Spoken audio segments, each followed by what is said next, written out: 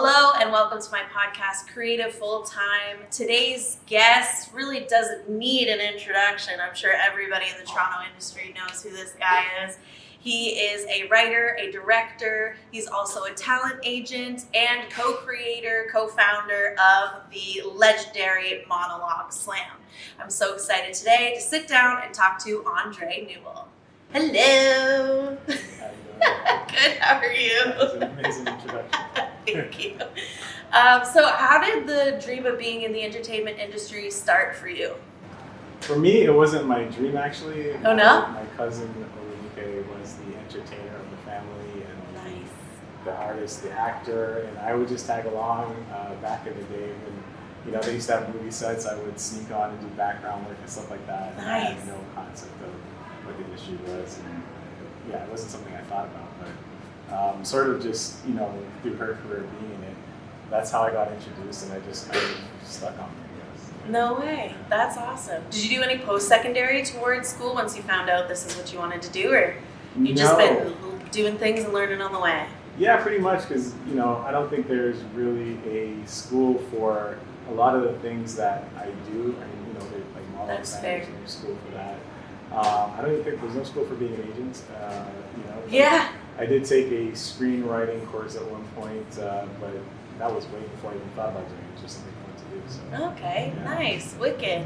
So Monologue Slam, we have to get into that first because it's the best. It's, if you don't know, the best competition in North America and the best networking event in my opinion, and I mean in a lot of people's opinions too, I'd say. But yeah, so how did the idea of Monologue Slam start? Yeah, well, Olunique and I were just sitting around chatting one day. She went to theater school in New York. Okay. And she was telling me about all these amazing things they had. They had so much theater, so many little events for artists, and one of them was the Manhattan Monologue Slam. Nice. And I was like, and I was doing events at the time, and I said, that sounds like an amazing event. Why don't they have it here? And she said, wow, you know what? I don't know.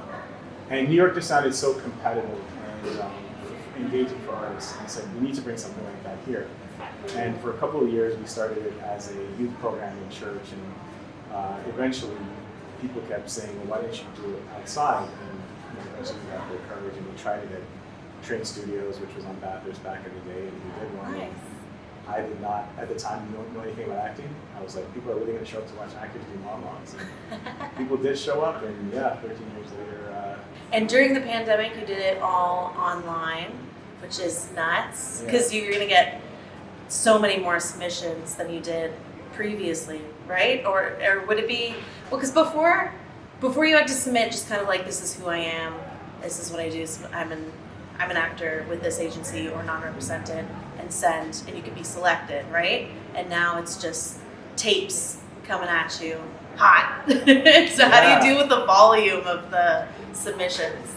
Well, it's funny because when the pandemic started, it was March, and we had posted a notice saying, we're sorry, but theaters are closed, and there'll be no more Monologue Slam, and we hope to see you again soon. And by that evening, we said, Monologue Slam launching online, because we were thinking about it. We're like, wait a minute, why can't people submit? Why can't we just do it online? Why does it have to be in person? Right. And so we just sent out a second message literally later that day. That's so And decided to do it online. And it was amazing because now instead of 12 actors going up on stage and a couple of submissions, we were getting submissions from all over the world, not just Canada, but like India or Italy. And we had every single casting director, God bless them, all the casting directors, because we were all stuck at home, jumped on board to watch monologues. And we were able to see so many more actors, so many new people got introduced to Monologue Slam.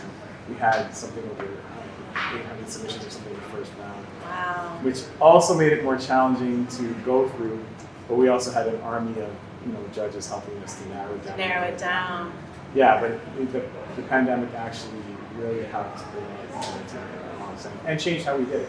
Yeah. Because now we include the online submissions, because it really reflects the industry where actors have to go through rounds, do callbacks, get notes, and I feel like now it really does merit the industry. Nice, that's wicked. And when you're going through all of the submissions, because there's the rumor, I don't know whether it to be true or false, of where they just watch the first X amount of seconds, and if you don't catch the casting director's attention in that amount of time, they skip to the next? Do you watch the full tape of the monologue, or is it about halfway or X amount of time in, you know whether they're going to be making the next cut or not? Yeah, no, you have to watch the whole thing because sometimes, something could start out strong and, still end out really. Sometimes a monologue is just not, what's the word? It's just not eligible because of certain reasons, so then you not watch the whole thing because it's not eligible. You really have like a mannequin in your hand puppet or something, something that's outside of the rules. Right. But for the most part, you have to watch the whole thing.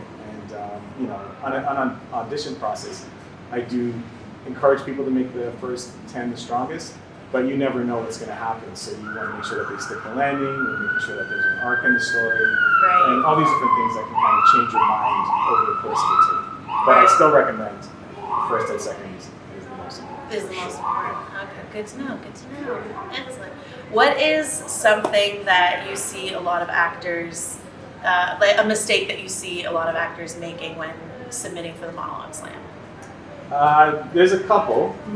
The first one is not making the right material choice. Okay. It's like age appropriate and. Or just for your character, because you're getting a chance to showcase yourself as an actor, so you should know your hits.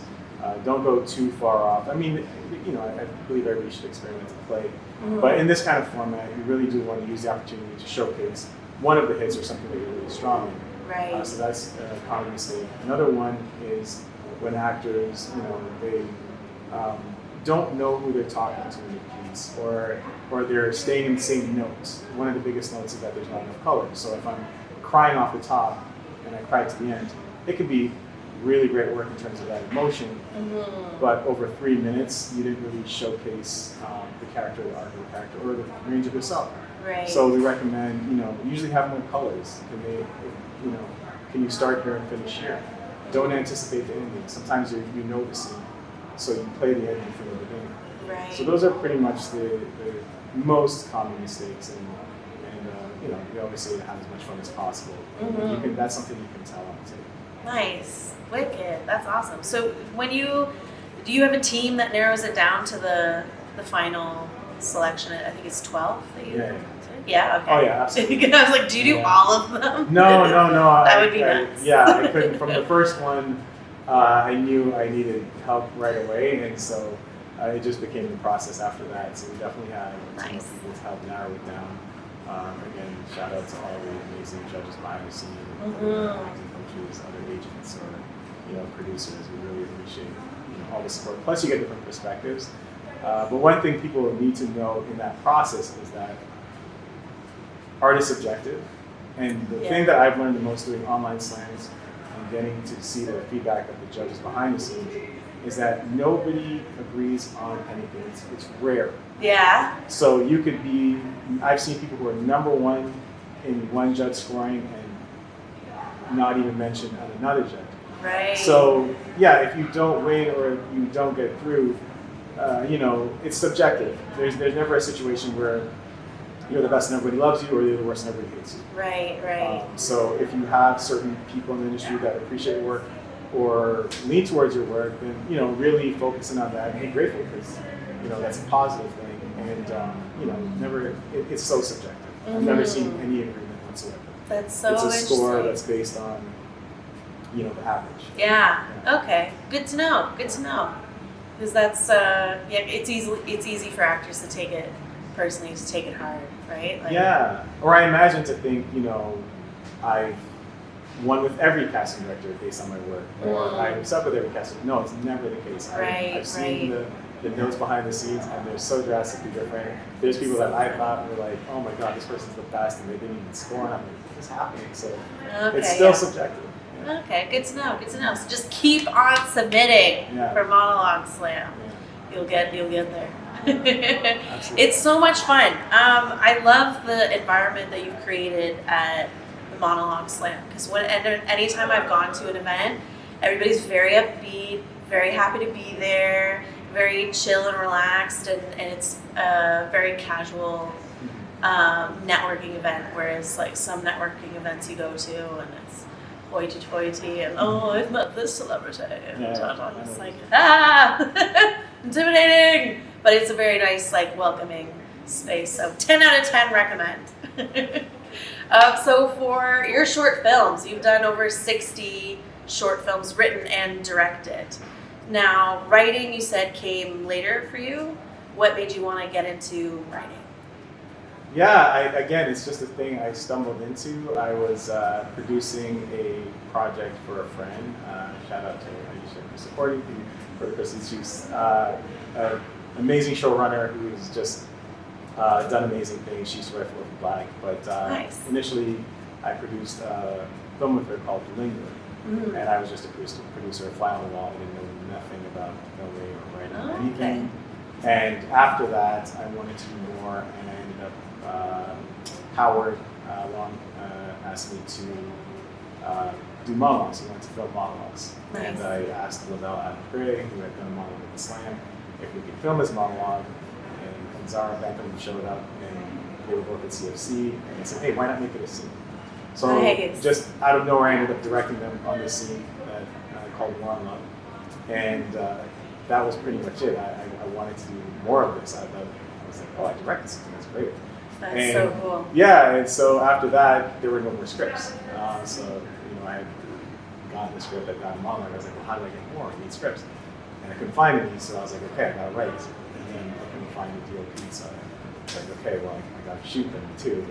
At one point, I was doing sound as well. No way. Editing, yeah. And I just wanted to do it. I just wanted to prove to people that there was no excuse. And so Yeah. I was shooting, I think, 1 a week at one point. Wow. Yeah. That's and nuts. Shooting and editing, and I don't do that anymore. Please don't ask. Please don't ask. Please don't but- come by. Don't knock on my door. Yeah, it was just a challenge, like anything, like going to the gym or something like that. I just really wanted to prove that it can be done.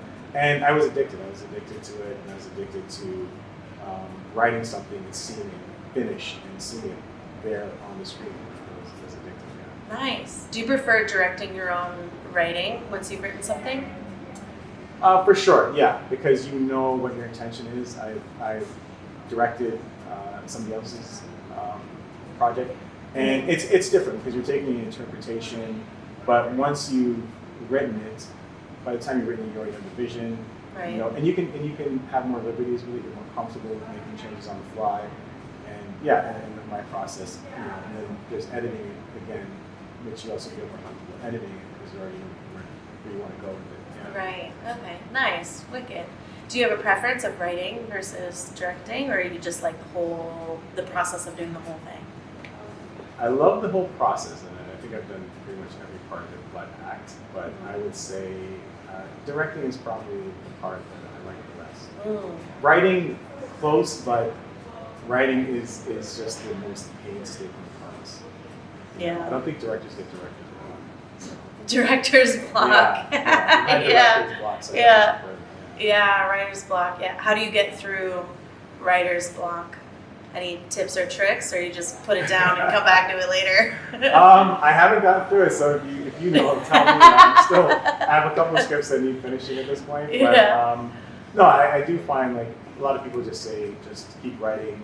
A lot of times I'll just write nonsense. If it's not making sense, and I'll come back to it later. Yeah. But yeah, it's still a challenge for me, to be honest. Yeah, good to know. Good to know. Still affects you. That's fine. It's good, comforting yeah. for the newbies. Yeah, a lot of scripts collecting dust. Yeah. I feel like that's like a rite of passage with writers. It's like you have to have at least a couple scripts that are on the back burner as you're working on whatever. But for writing, is there anything in particular that you wanted to accomplish with your writing, or is there any like genre that you like, you prefer writing for, or what kind of writing are you up to? Well, right now I'm working on a feature film that I've been working on. First feature? You've done a feature before. No, I haven't done a feature. You haven't done a before. feature Yeah, before. no. Nice. Because when I started, I didn't have a potential. I just wanted to film and see things done. Right. I didn't consider myself a filmmaker or a director or a writer or anything. Okay. But lately, I've decided that I want to get my first feature out. Something it's a passion project that I've been working on for I think like 5 to 7 years now. That's like one of the ones on the shelf that I'm trying to finalize. So and I want to hopefully finish it by this year. I've had some help. I've learned that my weakness is the strength as a writer, so I thought help. I think it helps to have co-writers or a team, or you have to know your process and you have to know what you're good at. And definitely a lot closer to finishing it this year. Nice. Wicked. So your feature film that you're writing right now, what's it about? Can you share, or is it a secret? It's I can't share too much. It's a love story. So I did so many different genres when I was shooting all the scenes back in the day. So I would do action, I would just play with everything. So I don't know if I have a specific genre. But this one is a love story. I think that is, you could say that's my favorite genre. And there's a little bit of, it's partially based between Jamaica and Toronto, I can say that, because those are, my two homes. And I've always wanted to do a co-production between the two countries and bring their cultures together. Nice. And yeah, there's a little bit of action in there or something like that, but mostly romance. It's like very Notebook. Meets, Scarface. If those two can cross. I was not expecting Scarface. That's excellent. Yeah. For agent representation, that started with your cousin as well? No. No? No. Oh, Yeah. do tell. Well, I mean, I think just being in the industry, people would just ask me to do things. I don't know. I don't have a face. You represent me, please. No, yeah. Well, it was other things. I produce plays. I've just done a lot of different things. Yeah. And a lot of actors would, be like, "Hey, have you ever thought about it?" And I think for like Slam, like a couple of years, I was like, "Nah, I'm not gonna do that. I don't know if that's for me." Right. And my background is in branding and marketing, PR, and that kind of thing. So I would do that for events and other projects. Right. And one day a friend said to me, "You seem to have a passion for people more than things." And I was like, huh. And, I kind of realized that it was almost the same thing. And instead of, brands or whatever, Right. people were what I was more interested in. Nice. And so I decided to just, jump in. And, at first I kind of did it for one friend. And then I have a lot more people And now you got more. to take care of. Yeah. That's awesome. Yeah. That's so cool. What is one of your favorite things about being an agent? Just being part of the journey, and I've been working with actors for much longer, advising actors and giving advice on how I would recommend people to casting, from being in Monologue Slam. So I understood the ins and outs of it for years before doing it, and I always loved being part of people's journeys. Like I think so many people right now think of where they came from and where they are now, and it's just like mind-boggling, and I love that journey. And I think the only difference now is that, I do it, as a job now, and so now I'm mentoring and coaching actors and helping with that same process that I've been doing already, and just being part of their journey and seeing their dreams come true. That's amazing. Yeah. We need more like you. Yeah. We need all the help. That's awesome. What is one thing you've had actors submit to you to be represented? Is there one thing in particular that you're looking for when somebody submits to you? I would say I just look for somebody to be bold, brave artist. A lot of the people that I represent come through Monologue Slam because I would see, especially during the pandemic and on stage, this industry can be very oversaturated at times, so it's easy for so many people to get lost. It's just the way it is. There's thousands and thousands of actors. But through the Slam, I would see these people and I'd say, oh my God, this person is brilliant. They should be acting.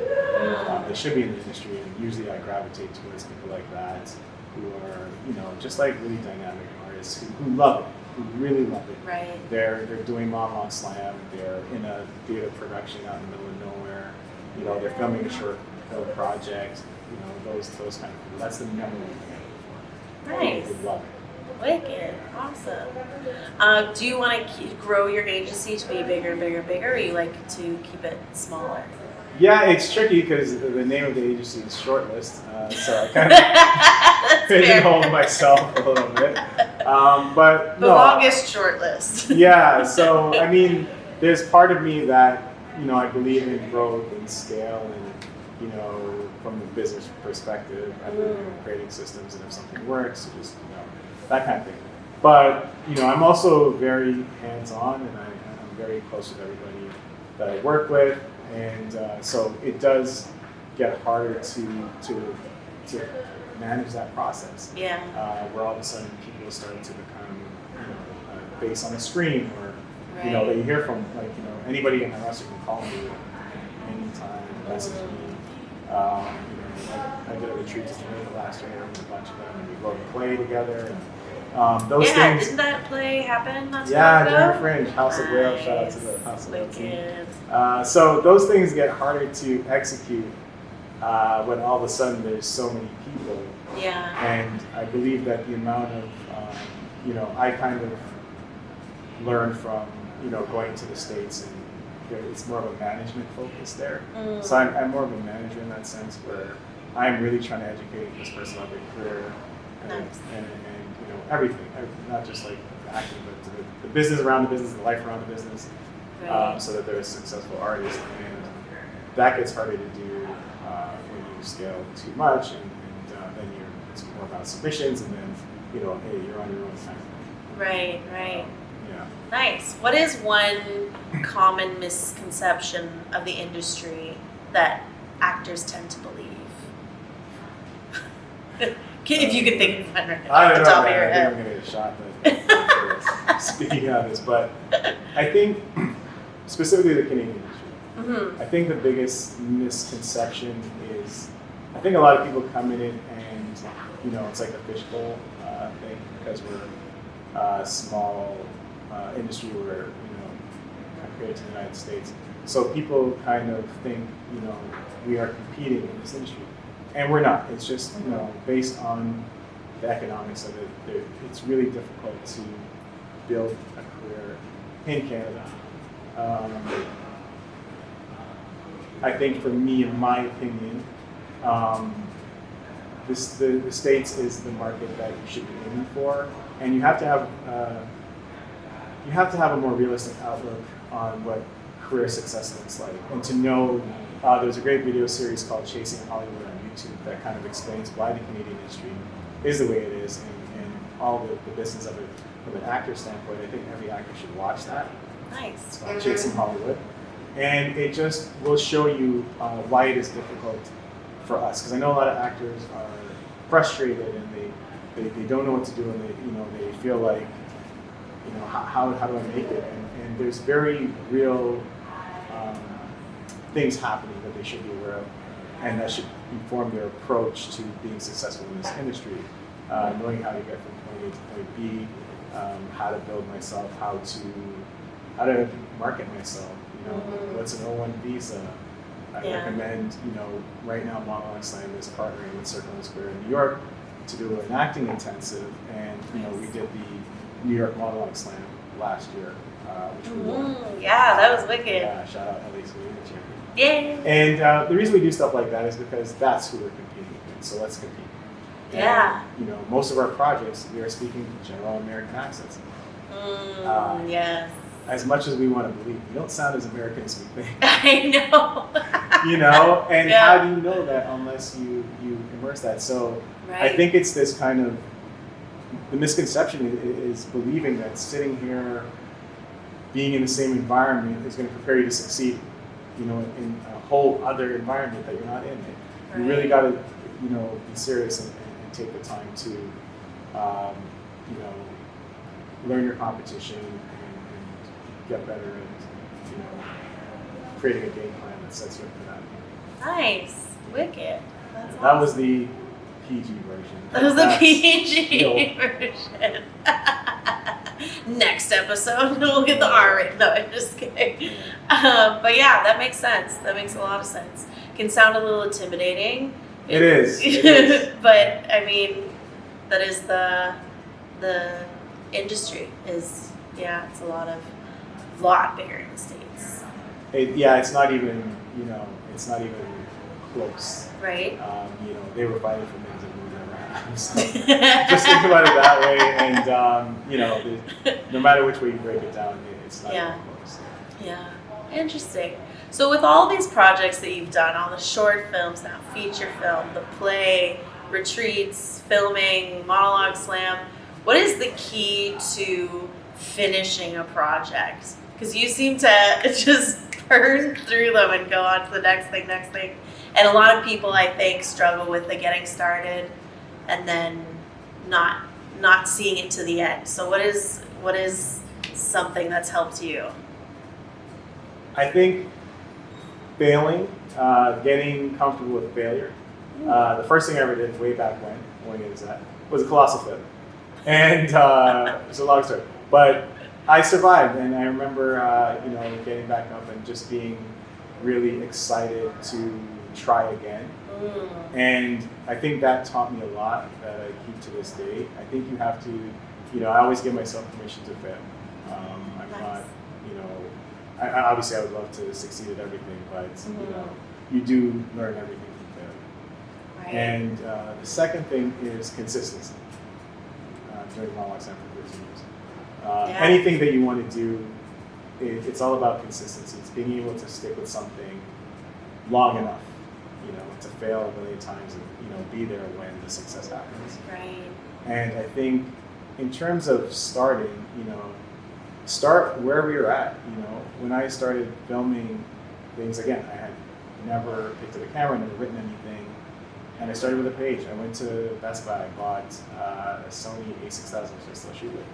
I went to rent sound equipment. I used whatever I had. If I had nobody, I put the sound thing on a stick, So start with, a lot of people get caught up in, I need this, I need a grant, I need X, Y, Z. I need $10,000. Yeah. And a crew that will work for free. Exactly. and they go through all this, they create all these imaginary hurdles. And no, you really don't, because maybe at some point you get that, but if you can't start with where you're at, and you're just going to make excuses for the next 5 years, it's like, it's probably not going to get done.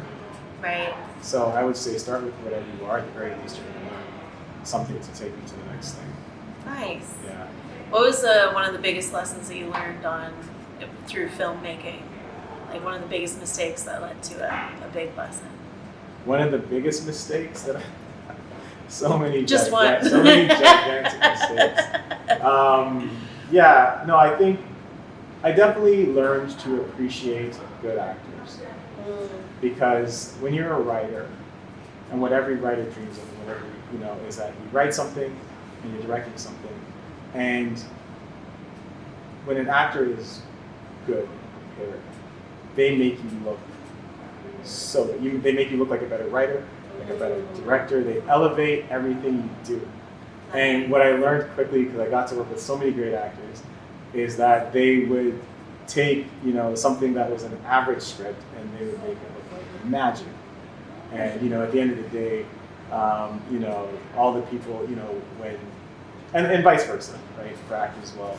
When people get up on the stage and win an Oscar and they say, I'd like to thank so-and-so, they know exactly what they're talking about because they were there.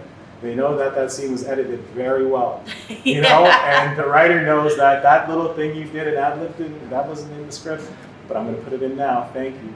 So it's such a collaborative art form, and the stronger the people that you collaborate with, everybody just elevates each other's project, and that's what your goal should be, is how can I give somebody else more to work with, and how can I take what they give me and do the most with that.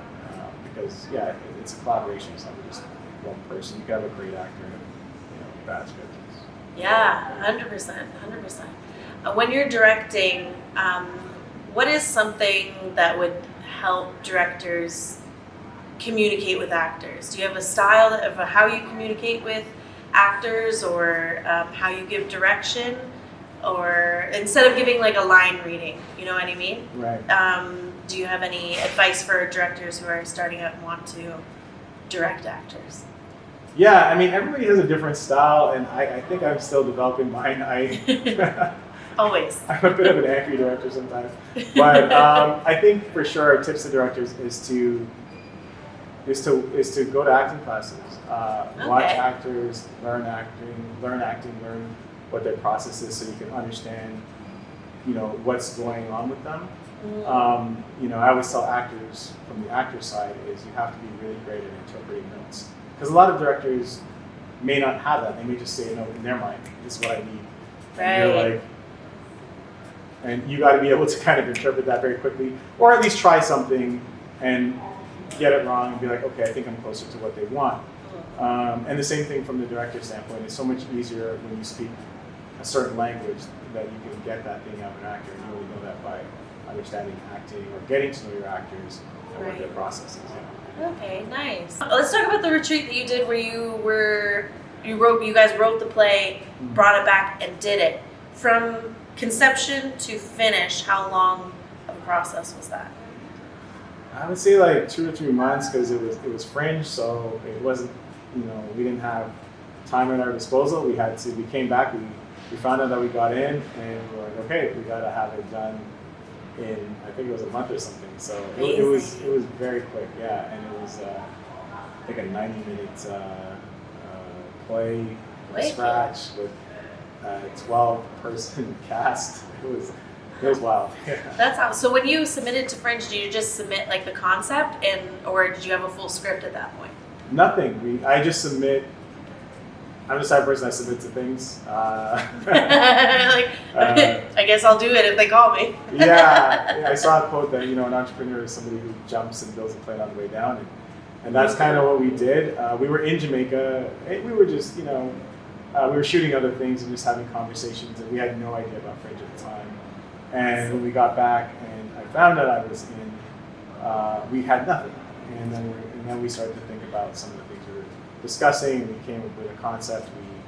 The key thing is that we committed to meeting once a week and coming together, and it was a device theater. So it was just a bunch of us throwing stuff at the wall. Yeah. And eventually, we came together. It was an interesting process. Nice. But, yeah, it was very quick. That's awesome. And when you're writing with multiple people, how do you get through all the noise of it? Like, how should I say this? I just find, in my experience with writing with a lot of people, if there's too many chefs in the kitchen and too many strong-headed people, it doesn't always work out. So how do you then assign someone like, hey, this is the final say person, but like feel free to throw out your ideas? Or how do you organize so you're not like hurting anybody's feelings or they don't get mad, or does that happen and you just work through it? Yeah, I mean, when we did this, I had never heard of device theater.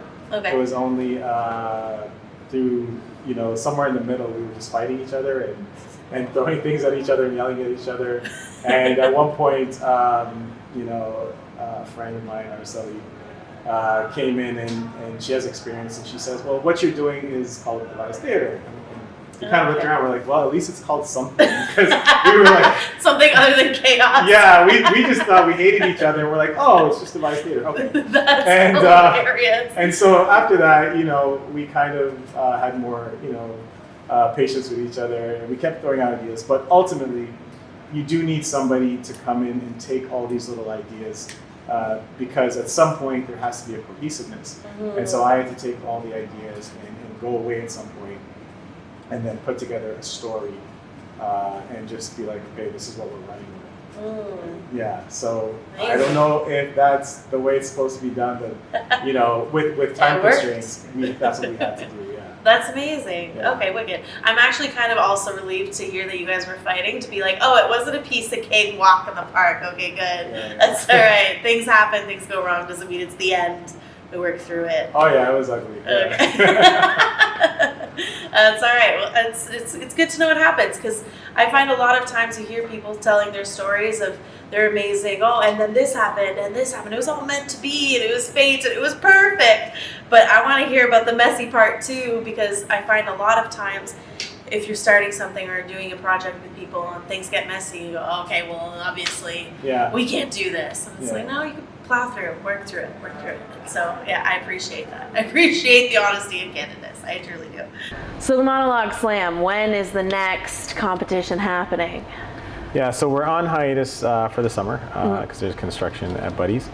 And we will be back in September for TIFF. I believe the date is September 8th, which is a Sunday. And yeah, TIFF Slam is always one of our biggest events. TIFF Slam is a poppin' event. Yeah. I love the TIFF Slam. I love the TIFF energy. It's just Toronto. It's so much fun. All that magic and being so close to the energy of all the stars and all the films coming out. Also Olenike has a film premiering at TIFF this year. Oh, amazing! Yeah, so excited about that as well. What's it called? It's called. I should know this because I'm her agent. It's called, you have a lot of information to keep in your brain, so I am notorious for not knowing the projects. I'm just like I'm terrible with names. Yeah, so. well, they changed the name. It was called Flint Strong, which was a movie about the story of Clarissa Shields, who's a female boxer, and it's a brilliant story. And it kept getting pushed back, and then they changed the name at one point to Story of Fire and Ice or something like that. Okay. Sounds like Game of Thrones. But it does come out at TIFF, this I know. Wicked, that's awesome. We'll keep our eyes open for it. Yeah. I'll put the name down in the link below. So you're taking the summer off, Monologue Slam. When's the deadline to submit? Are you accepting submissions then in August for the September showcase? Is that how it's gonna go? Yeah, so we'll do the same thing. We'll start up in August and get 12 people on stage for the TIFF Slam. Wicked. Get ready, go pick your monologues. Yeah, you should always have a monologue or two in your back pocket. Absolutely. I never understand when actors are like, I don't have a monologue. I'm like, what? That's true. That's true. That's crazy. What do you mean? Yeah. What do you mean? Yeah, that's true. At least, one of each, like contrasting monologues. And even now we're doing the auditions for the New York showcase. And, it was very last minute, so the turnaround's very quick. Everybody who submitted has to essentially do an audition with the Circle and Square probably in like a day or so. Okay. So you got to have a monologue in your back pocket. You got to have one. Right. Okay, wicked. So tell us more about Circle and the Square collab. How did that come to be?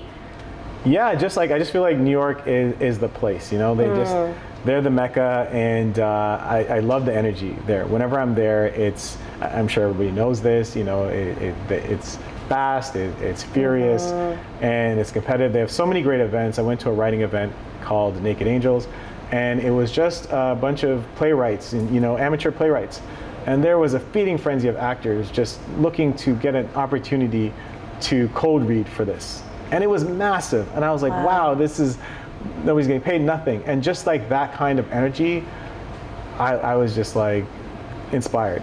And New York just has so many things like that. So I went down a couple of months ago to attend the graduation showcase for Circle in the Square. Again, so many iconic actors have gone there, and so many that are on Broadway. And I was just blown away by the talent.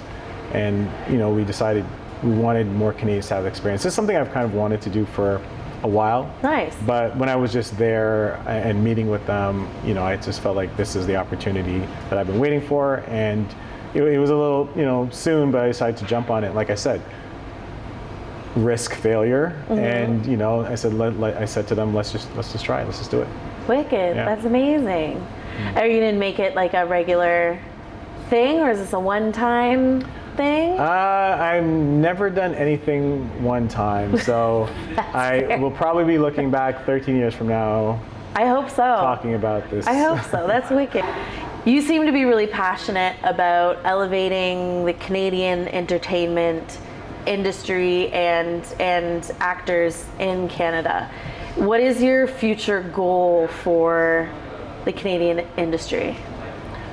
I would love it if actors could live and work and make a living in Canada.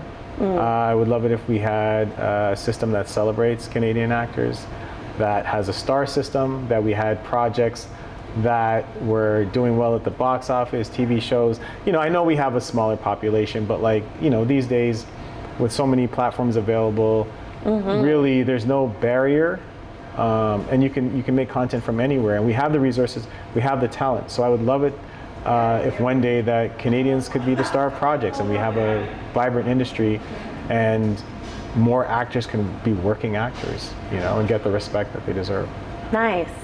How do you feel about American projects coming to Canada? I guess I should ask.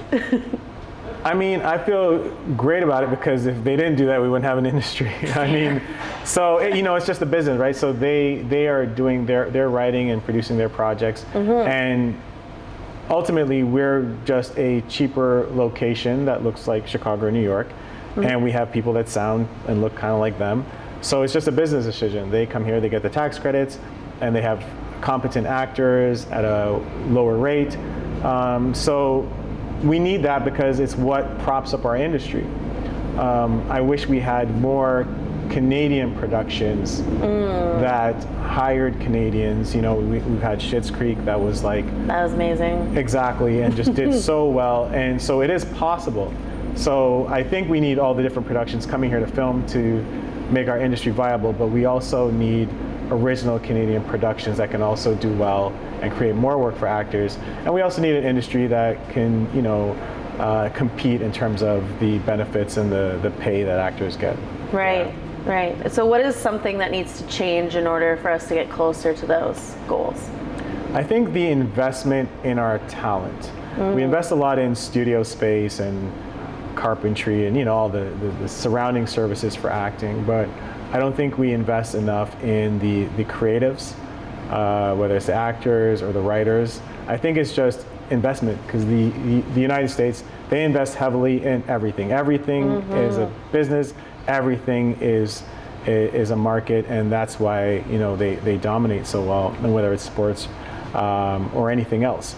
And Canadians have proven time and time again to have the ability to compete on a world stage. We have some of the largest musicians. We have some great athletes.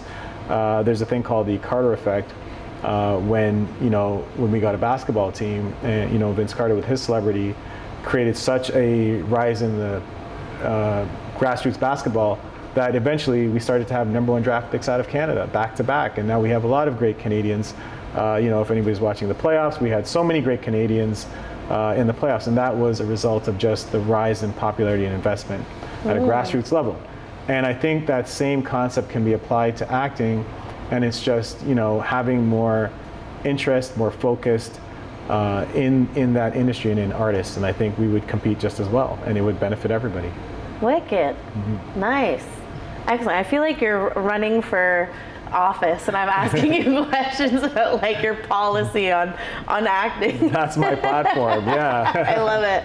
All right, I like to finish up this podcast with some random questions from this fantastic game called We're Not Really Strangers. If you'd like to sponsor me, We're Not Really Strangers, I'd so appreciate it. All righty, I'm gonna pick a couple from each pile. Let's see if anything looks good. Ooh. What lesson took you the longest to unlearn? What lesson took me to the... I struggle with knowing when to quit or when to pivot. Okay. Because I believe so much in perseverance and never quit that, sometimes it's time to maybe not quit, but maybe take a nap. Maybe breathe. Yeah, maybe sleep and do it tomorrow. Yeah. That's hilarious. Yeah. That's fair. I've had to tell myself that rest is an activity. It is. And, I do crosswords and, sometimes I'm doing it and you don't know the word. And then the next day you wake up and you're like, oh, you know all the words. And it's just a weird phenomenon of sleep. Yeah. Brain reset almost. Yeah. Just reboot. Yeah. It works. That's awesome. What would your younger self not believe about your life today? All of it. That I'm alive. That I'm alive. I think if I was younger, I would not believe, I don't want to say this, but that I'm still enduring the winters here. I think I've always had this dream that I would escape back to Jamaica. Yeah. But no, I think I would not believe anything that I'm doing because I never really had a thing. I kind of gravitated towards things 1 year at a time. I used to Right. write short stories in school and be really good at them. Nice. But you never translate that to what I'm going to be doing later. You never appreciate your skills or realize where it would translate. I used to create little clubs in grade school, and I'm still doing that now. That's basically what monologue slam is. Yeah. So I've been the same person my whole life. So That's wicked. That's awesome. It's true where you see like little clues in your childhood as to like what you do now. Yeah. I love going back and finding those. yeah, and lean into it. It's very informative if you know those things about yourself as a child. Yeah. Nice.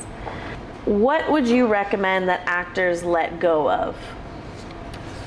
The need for validation or for the industry to tell you that you're an actor. I think that gets in a lot of people's way where they get kind of bummed out if they haven't booked or if they haven't got this, or or whatever the expectation is, or waiting for people to tell you you're good. Your craft is your own, and take more responsibility for doing the quiet, dirty work alone where nobody's looking at you, and that is your measurement. How hard you've worked and what you've put in. It's not about waiting for somebody to be like, you're good because I booked 2 lines on Murdoch Mysteries. Oh God, finally I made it.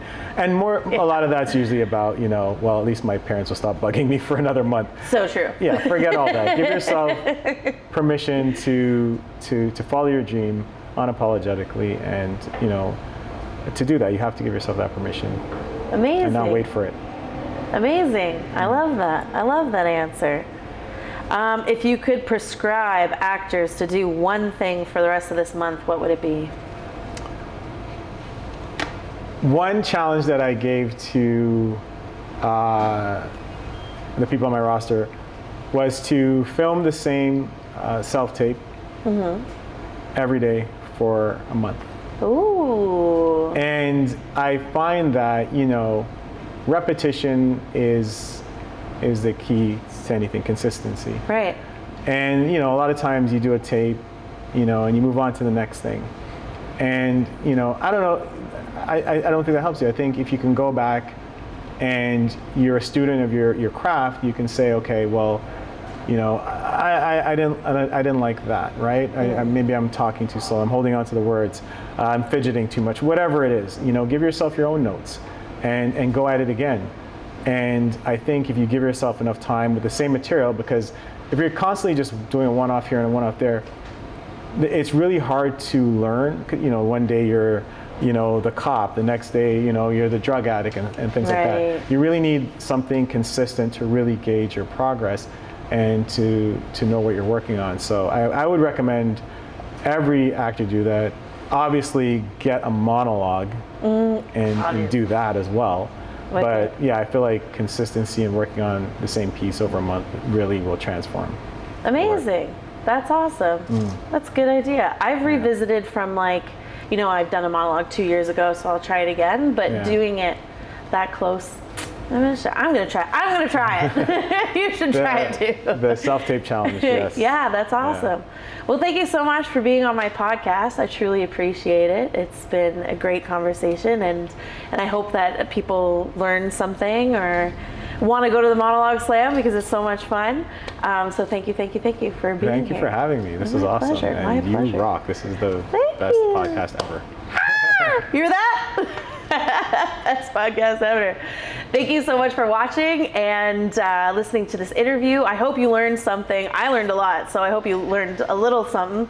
And if you like this, then share, subscribe, send it to one of your friends in the industry and hope that it helps them as well. And if you'd like to help us keep this podcast going, you can head to my website, AllisonMullings.com. There's a place to donate there as well. Thank you so much, and see you in the next interview.